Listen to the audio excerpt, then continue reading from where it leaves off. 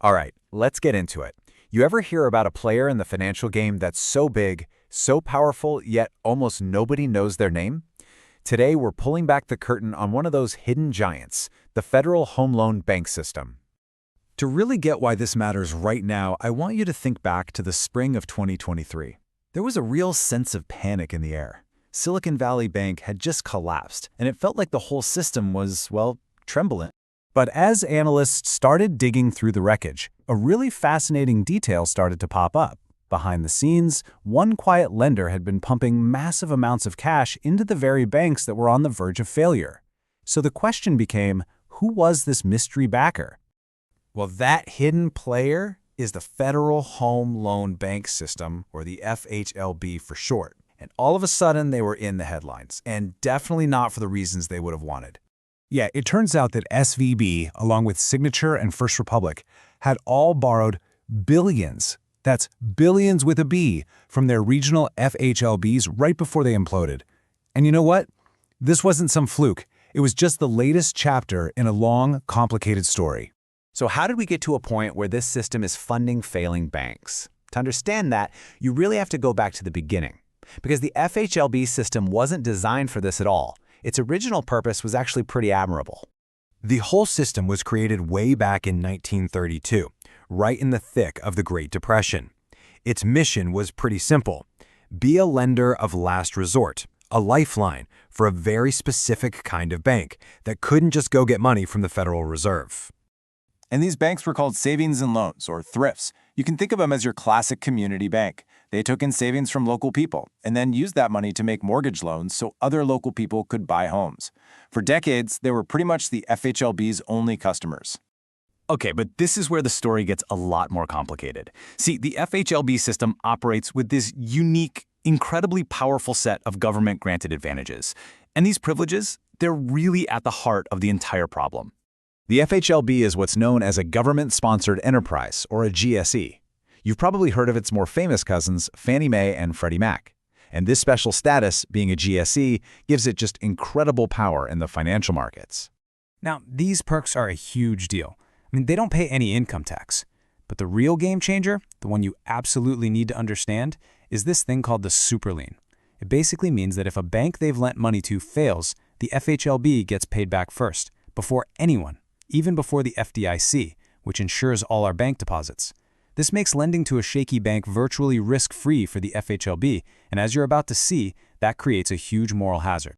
Because of this implied government guarantee, investors treat FHLB debt as if it's ultra-safe, almost like a treasury bond. This lets the whole system borrow money incredibly cheaply, and then pass those low rates on to its member banks. The value of this taxpayer subsidy? An estimated $6.9 billion every single year. So how does all this theory play out in the messy real world?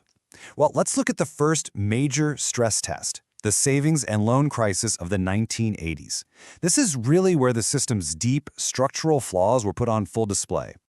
Okay, quick history lesson. In the late 70s, crazy high inflation was just crushing the S&L business model. So regulators loosened the rules, letting them make much riskier investments.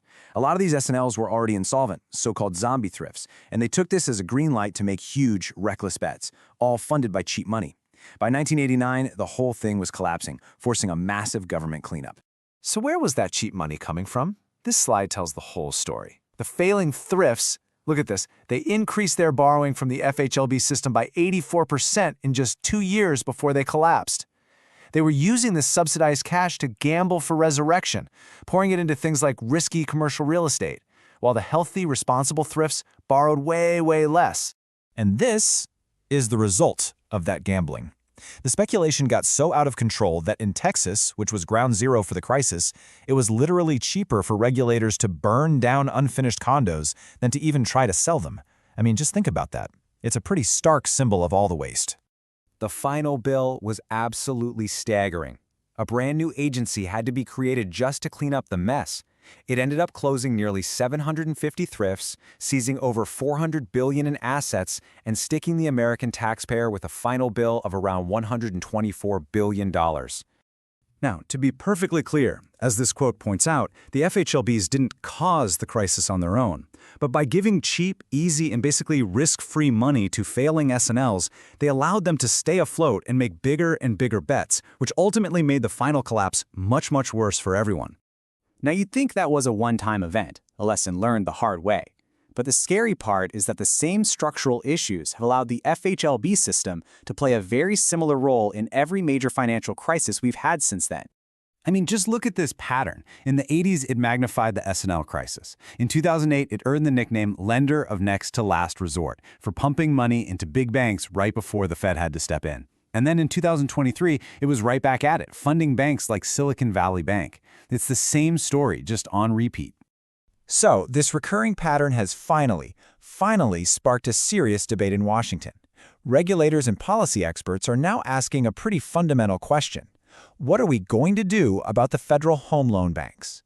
A few reforms are being kicked around. Some people are saying we need to force the FHLBs to get back to their original housing mission. Others want to cut off access for the giant megabanks and refocus the system on the small community banks it was originally designed to help. But critics argue that these are just band-aids. They don't actually fix the core issue. As this quote argues, none of these proposals really get to the fundamental source of the problem, all the privileges that come with being a government-sponsored enterprise. And really, that leaves us with the central multi-billion-dollar question for the future. Can this system, a system designed for a completely different era, actually be reformed to stop it from fueling the next crisis? Or is the problem just baked into its very DNA as a GSE, an entity that gets to enjoy private profits while socializing all of its risks? The debate over the FHLB's future is happening right now, with billions of dollars and the stability of the entire financial system hanging in the balance. As always, this explainer is for informational purposes only. This is not financial advice.